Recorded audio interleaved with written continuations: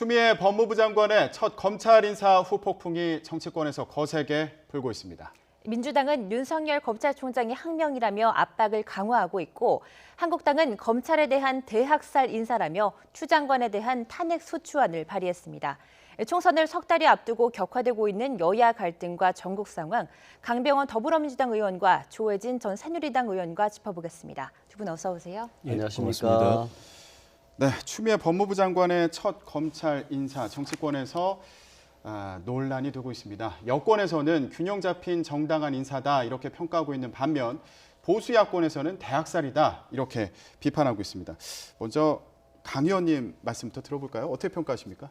일단은 그 지검장급 이상 그 인사는 대통령의 고유 권한 아닙니까? 이 검찰 지검장급 이상 인사에 대해서 왈가왈부하는 것 자체가 헌법에 보장된 대통령의 인사권을 침해하는 행위다. 더 이상 정쟁으로 저는 삼을 것이 아니라고 생각을 합니다. 특히 이제 검찰 조직 쇄신하고 또 검찰 개혁을 좀 완수하기 위해서 시기에 맞게 통상적으로 정기적인 인사를 진행한 건 아니겠습니까? 그래서 불필요한 좀 정쟁들은 자제해서 헌법에 보장된 대통령 인사권을 저는 존중하는 게 맞겠다. 저는 이렇게 생각하고 있습니다. 네, 대통령의 고유 권한인 인사권에 대한 논쟁이 좀 불필요해 보인다 이런 취지로 이해가 되는데요. 그런데 한편에서는 윤석열 총장 측근들이 좌천이 됐다. 그리고 청와대와 여권에 대한 수사가 영향을 받는 거 아니냐 이런 지적의 목소리도 있는 것도 사실입니다. 어떻게 보십니까? 그런 측면이 강하죠. 통상 검찰 인사는 1년에 한 번씩 있습니다. 근데 이번에는 6개월 인사한 지 6개월 만에 다시 인사를 해서 굉장히 이례적이고 어떻게 보면 표적 인사의 성격이 강한 것 같고, 그리고 인사 과정에서 법무장관이 검찰총장 의견을 듣도록 되어 있는 검찰청법 34조 규정을 어긴 점 때문에 위법 인사라는 그런 논란이 제기되고 있는 상황이고, 검찰총장의 핵심 참모들을 지금 말씀드린 것처럼 이제 다 잘랐다는 측면에서 보면은 검찰총장 주객이 인사라는 측면도 있고, 무엇보다도 지금 진행되고 있는 이 청와대를 중심으로 한 이 권력 이 비리의 수사를 하고 있는 그 핵심 책임자들을 다 좌천시켜서 수사에서 배제했다는 점은 권력형 비리를 덮으려고 하는 그런 인사가 아니냐는 이런 이제 비판을 받는 그런 인사가 되어버렸습니다. 이게 결과적으로는 대통령의 인사권이 이 정상적인 사법 절차를 방해하는 그런 인사가 되어버렸는데, 우리가 아는 것처럼 그 미국의 닉슨 대통령이나 클린턴 대통령이 탄핵 대상이 됐던 이유가 뭐 그 도청을 했다든가 무슨 뭐 성추문이 있었다든가가 아니고, 그거에 대한 그 특검의 조사를 특별검사의 수사를 방해한 사법 방해 행위 때문에 이제 탄핵 대상이 되었던 거거든요. 그런 측면에서 위법 그 논란도 심각하지만은 대통령이 탄핵 논란을 불러일으킬 수 있는 그런 인사를 했다는 점에서 굉장히 앞으로 문제가 커지지 않을까 싶습니다. 네, 야권에서는 이 추 장관이 검찰총장의 의견을 듣지 않았다, 이른바 윤석열 패싱을 주장하고 있는데요. 하지만 추 장관은 윤 총장이 자신의 명을 거역했다고 밝혔습니다. 추 장관의 발언 듣고 오시겠습니다. 전혀 듣지도 않은 채 인사를 강행을 했습니다. 검찰청법 34조에 위반되는 인사라는 거죠. 제가 위반한 것이 아니고요. 검찰총장이 저의 명을 거역한 것입니다. 네, 일단 지금 추미애 법무부 장관의 발언을 들어봤는데 현재 이 논쟁이 되는 부분을 좀 두 가지로 정리해서 얘기를 해볼 필요가 있을 것 같아요. 일단은 조혜진 의원께서 앞서 말씀해 주신 표적 인사다. 그러니까 뭐 이런 비리 의혹에 대해서 수사를 못하게 하려는 거 아니냐 이런 지적의 목소리가 또 있고요.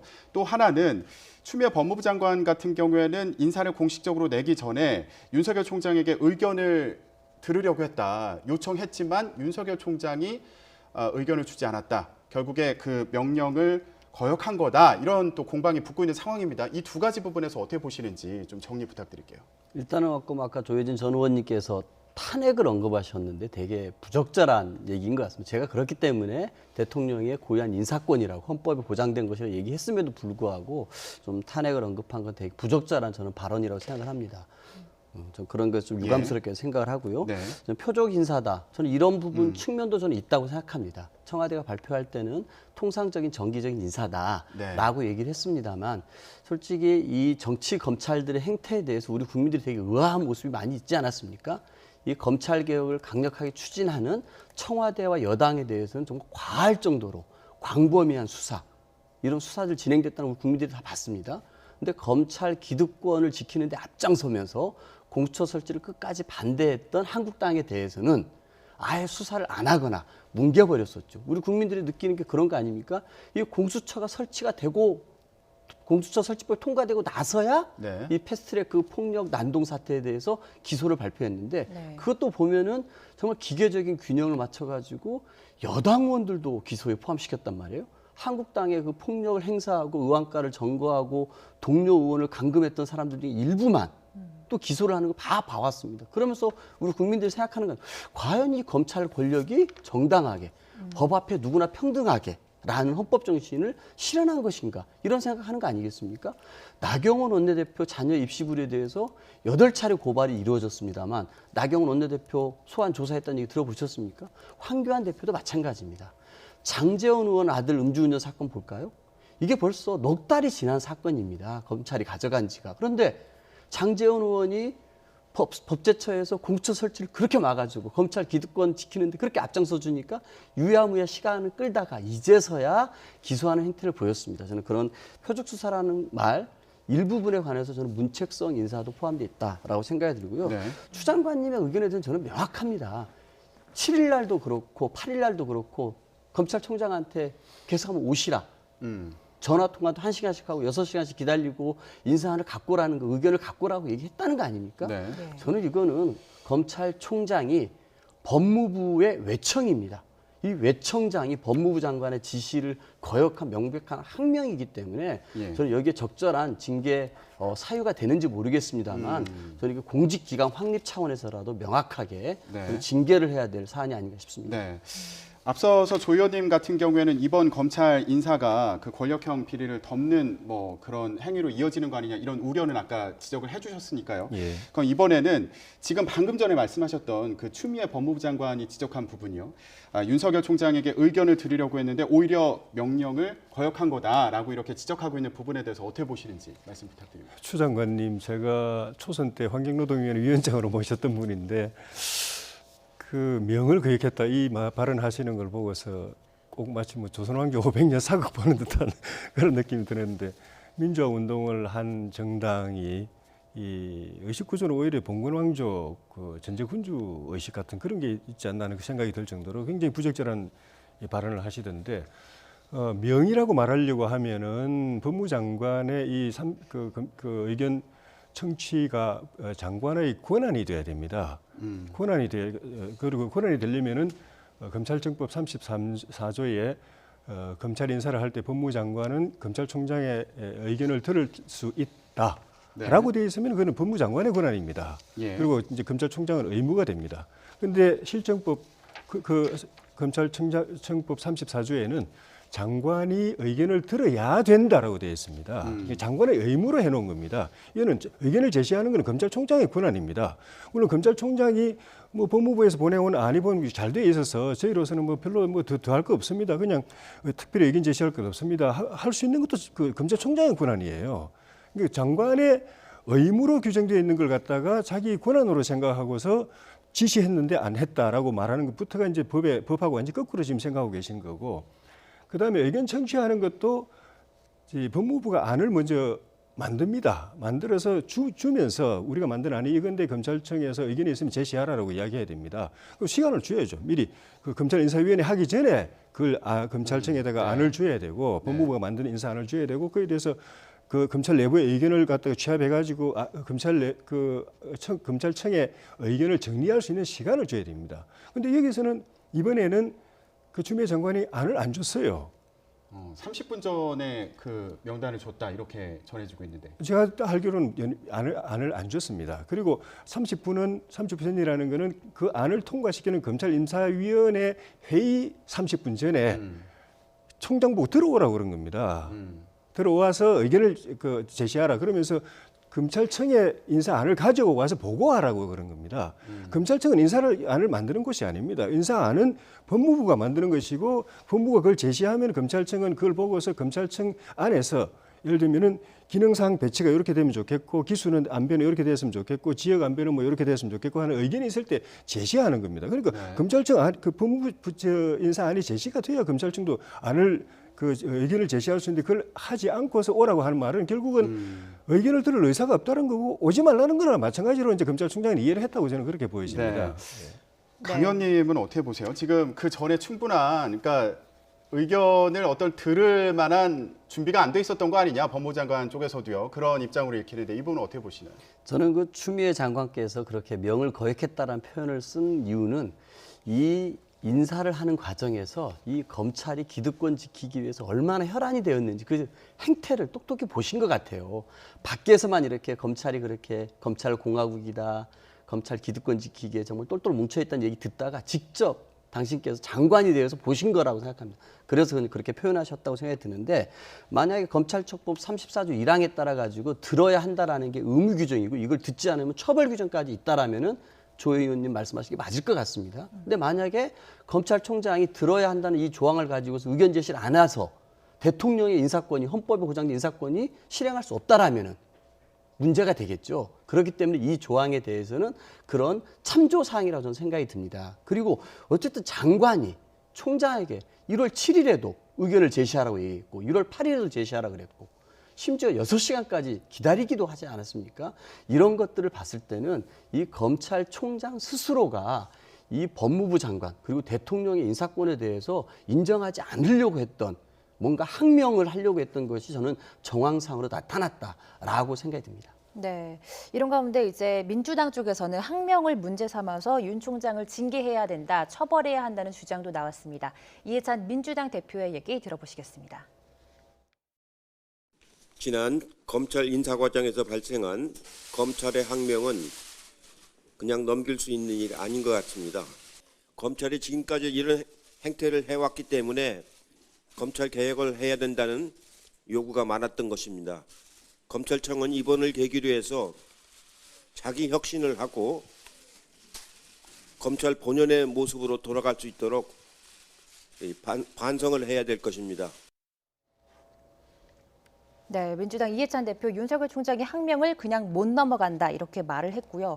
추 장관도 윤석열 검찰총장의 징계를 검토하는 듯한 그런 문자 메시지가 언론에 포착되기도 했어요. 실제 징계로 이어질 거라고 보십니까?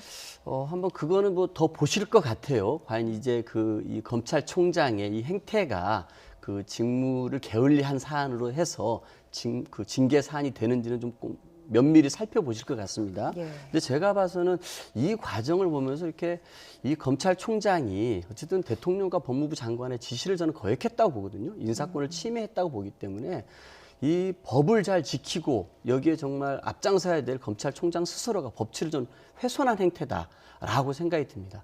특히 저는 이 최근에 그 윤석열 총장 체제 이후로 이 법 앞에 누구나 평등해야 된다라고 하는 헌법 정신이 있는데 이거를 정말 정면으로 배신하는 행위를 많이 했고 대통령의 신뢰도 저는 배신했다고 생각합니다. 그런 게 뭡니까? 윤석열 총장에게 검찰개혁 제대로 하라고 우리 국민과 대통령이 기회를 준 거 아닙니까? 그런데 어떻게 배신을 했느냐? 피의사실 공표는 더 확대됐습니다. 소환조사 없이 전격적으로 기소를 해가지고 국민의 기본권을 침해한 사를 받습니다. 그래서 또 별건 수사에 별건 수사를 이어가가지고 한 사람에게 원래 가졌던 혐의가 드러나지 않았음에도 불구하고 별건에 별건을 해가지고 한 사람을 기소하는 모습도 봤습니다. 저는 이런 거를 봤을 때 과연 검찰 개혁에 앞장서라고 했던 대통령의 신뢰, 우리 국민들의 요구를 배신한 이 윤석열 검찰총장, 저는 뭔가 책임져야 될 위치, 시기에 지금 와 있는 거 아닌가 이런 생각이 듭니다. 알겠습니다. 저희가 검찰 인사 관련해서 이제 얘기를 시작했는데 윤석열 총장이 여러 가지에 대해서 책임질 게 많은 상황이다 이런 지적도 해주셨습니다. 근데 지금 이런 상황과 관련해서 자유한국당에서는 대여 투쟁의 강도를 높이는 어떤 계기로 삼고 있는 것으로 보여요. 그래서 추미애 장관에 대해서 탄핵 소추안을 제출했고요. 그리고 국정조사 요구서까지 낸 상황인데 이 부분은 어떻습니까? 현실 가능성이 있는 건가요? 실현 가능성이 있는 건가요? 그럼 실현 가능성은 없죠. 장관 탄핵 소추안은 국회의원 제적 과반수의 찬성이 있어야 의결이 되는 것이고 국정조사 요구는 재적 과반수 출석의 출석 과반수에 또 찬성이 있어야 네. 의결되는 것이기 때문에 네. 실제 실현 가능성은 별로 없습니다. 그리고 이뿐만 아니고 작년 연말 올해 초를 거치면서 예산안 통과하고 또 선거법 강행 처리하고 공수처법 강행 처리하는 과정에서 교수단체도 아닌 군소정당들을 모아가지고 4+1이라는 그런 법이 없는 이 기관을 만들어가지고 한국당 제1야당을 완전히 배제하고서 일방적으로 밀어붙이는 숫자도 그렇게 뭐 많지도 않은데 150제 과반수 조금 넘겨가지고 원내 1당을 완전히 배제하고 국회 의사결정 과정에서 일방적으로 통과시키는 그 체제가 현재도 유지되고 있기 때문에 한국당이 이 탄핵소추안이나 국정조사안을 제출한다고 하더라도 통과될 가능성은 없죠. 그렇지만 이 사건이 갖는 그 엄중함, 네. 또 법적인 문제, 헌법적인 문제, 또 역사적인 중요성 이런 것 때문에 국민들에게 이 사건의 심각성, 엄중함을 알리고 또 역사의 기록을 남기기 위해서 통과될 가능성은 적어도 그걸 제출할 가능성은 있다고 보여집니다. 그리고 조금 전에 이제 윤석열 총장 말씀도 있었지만은 공무원이 그 직무를 하면서 부당한 행위를 하거나 위법하거나 부당한 행위를 하거나 정당한 지시에 대해서 이제 거부하거나 이러면 이제 징계 사유가 되죠. 그런데 이 건은 좀 전에 말씀드린 것처럼 인사 자체가 오히려 위법하고 부당한 이제 그거였고 그리고 이제 절차를 지키지 않았기 때문에 오히려 징계를 받아야 될 대상은 그 인사권자들이 이제 징계나 법적인 처벌이 앞으로 문제가 될 것이라고 보여지는데 옛날 같으면은 위에서 부당한 지시를 하더라도 밑에서 따랐더라도 그냥 명령에 따른 거기 때문에 윗사람은 처벌받아도 다른 공무원은 이제 처벌 안 받습니다. 그런데 이번 정권 들어와 가지고 다 그것도 다 처벌했습니다. 위에서 위법하고 부당한 그 지시를 했는데 그걸 거부하지 않고 다른 사람 아래 사람도 다 공범으로 다 지금 처벌받고 있기 때문에 윤 총장 입장에서 볼 때는 이건 위법 부당한 지시라고 생각했을 때 그걸 그대로 따르면 나중에 이게 법적으로 문제돼가지고 추 장관이 법적 처벌을 받게 된다 하면 자기도 공범이 될 수도 있습니다. 그런 측면에서라도 자기는 분명하게 이건 아니다라고 이야기할 수밖에 없는 입장이었기 때문에 징계 대상이 아니라 거꾸로다라는 그런 생각을 말씀드립니다. 알겠습니다. 지금 자유한국당 같은 경우에는 이제 이런 논리를 바탕으로 국회에서도 대여 공세를 펴고 있는 그런 상황인데요. 내일 그 본회의 상황으로 좀 이어가 보겠습니다. 이런 지금 대응을 하고 있는 상황을 볼 때 본회의에 자유한국당 들어오는 거는 좀 어렵지 않을까 이런 생각이 드는데 내일 본회의 어떻게 진행이 될까요? 일단은 지난주 금요일 그 본회의를 생각해 보시면 한국당이 그 무리하게 민생 법안에 필리버스터 걸었던 건 철회를 해서 그나마 우리 국민들께 좀 죄송함을 덜었지 않습니까? 민생법안 198건을 통과시켜서 그리고 마지막에 형사소송법을 상정을 했는데 필리버스터를 아예 안 했습니다. 들어오지 않아서 아마 이제 13일 날 월요일 날 본회의가 열리면은 바로 형사소송법을 상정하고 처리를 하게 될 겁니다. 제가 봐서 이제 한국당이 그렇게 삭발하고 단식하고 장애투쟁하면서 막으려고 했던 게 선거법하고 공수처 설치법 아니었습니까? 네. 이 두 개가 이미 통과됐기 때문에 투쟁의 동력은 다 빠졌다고 생각합니다. 그럼에도 불구하고 한국당 입장에서는 또 다른 투쟁거리를 만들어서 항상 또 전국을 또 소란스럽게 하는 게 한국당의 특징 아닙니까? 저는 그런 의미에서 이제 형사소송법이나 검찰청법, 유치원 3법, 정세균 총리 인준은 이미 다 되는 물 건너갔다고 생각하는 것 같고 또 달리 정부를 공격할 정쟁거리를 찾은 게 이 검찰 인사가 아닌가 싶어요. 저는 그런 의미에서 내일 아마 소란은 또 있을 것 같습니다. 당연히 소란이 있어요. 왜냐하면 정세균 국무총리 인준 표결이 있기 때문에 소란은 있을 것 같습니다만 이낙연 국무총리 인준 때도 다 퇴장해버렸거든요. 또다시 그런 행태를 보이지 않을까 싶습니다. 어떠세요? 어떻게 전망하세요? 지금 내일 자유한국당에서는 임명동의안 관련해서요. 다 퇴장할 것 같다. 이렇게 좀 예상을 해주셨는데 어떻게 보십니까? 자유한국당은 이제 정세균 국회의장 자체에 대해서는 그동안에 비교적 좋게 평가를 했던 것 같습니다. 국회 운영 과정에서 하는 걸 볼 때. 그런데 국가서열 2위인 국회의장이 국가서열 5위로 돼가지고 대통령 밑으로 상권분립의 한 축인 국회 수장 출신이 입법부 수장 출신이 서열을 낮춰가지고 대통령 밑으로 대통령 참모 중에 한 사람으로 들어갔다라는 거에 대해서 이거는 국회의 권위나 명예를 완전히 이렇게 내팽개친 거다. 자기 개인의 문제가 아니고 입법부의 권위나 명예를 내팽개치고 자기 입신을 도모한 거다라고 그렇게 생각을 하고 상권분립 완전히 스스로 그 입법부 수장 지낸 사람으로서 그걸 지켜야 될, 수호해야 될 입법부의 위상을 수호해야 될 입장에서 오히려 그걸 무너뜨렸다라는 거하고 그다음에 인사청문 과정에서 제대로 된 청문을 회피하기 위해서 자료도 제대로 제출 안 하고 증인 채택도 안 해주고 이러면서 인사청문회 제도를 무력화시켰다라는 그 점 때문에 평가가 바뀐 것 같아요. 네. 그래서 청문회 끝나고 난 뒤에 청문 보고서 채택도 동의를 안 해주고 있고 표결을 한다면 당연히 이제 그 부적절, 그 부결 표결로 할 것 같은데 방금 말씀드린 것처럼 실질적으로 그게 표결에 아무런 영향을 미칠 수 없는 4+1 체제 속에서 지금 진행되는 것이기 때문에 부결될 가능성은 없는 상황에서 이 인사의 문제점을 국민들에게 제대로 인식시키고 역사적인 기록으로 남기기 위해서 우리가 가장 적절한 방법이 무엇일까? 네. 표결에 참석해서 반대표를 누르는 것이 거기 더 효과적인가?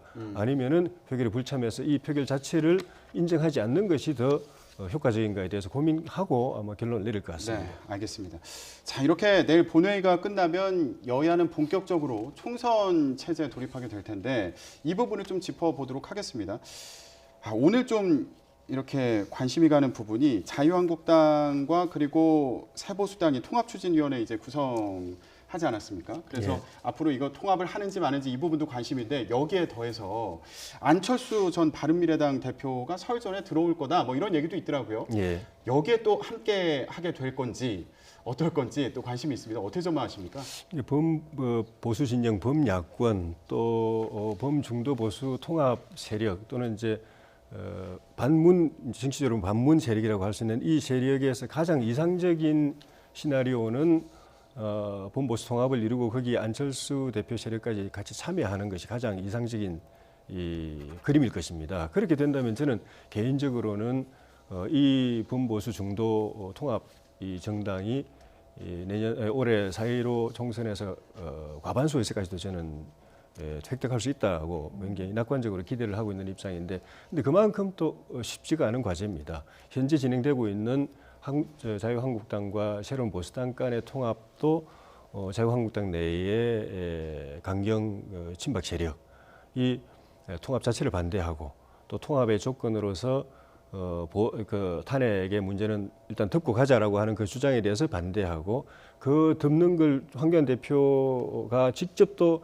공표하는 걸 또 반대하고 반대로 또 이제 새로운 보수당 쪽에서는 그 부분을 확실하게 하고 지금까지 황교안 대표가 그런 입장을 여러 번 통합에 대해서 더 이상 연연하지 말자. 그 다 끝나고 난 뒤에 우리가 이기고 난 뒤에 따지자라고 하는 거를 알지만은 그래도 황 대표가 직접 이야기하라고 또 요구를 하고 있고.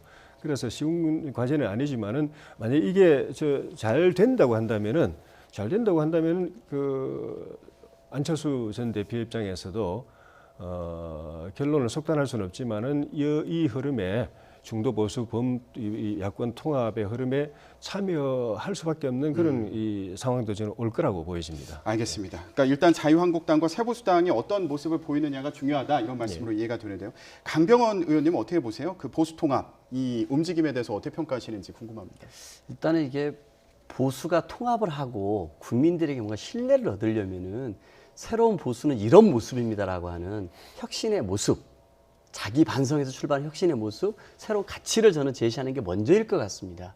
근데 지금 이제 새보수당과 한국당 사이에서 통합 논의도 지지부진하고 서로 뭐 자기 기득권들을 안 내려놓고 있습니다만 가장 큰 문제가 저는 뭐라고 보냐면은 탄핵에 대한 입장입니다.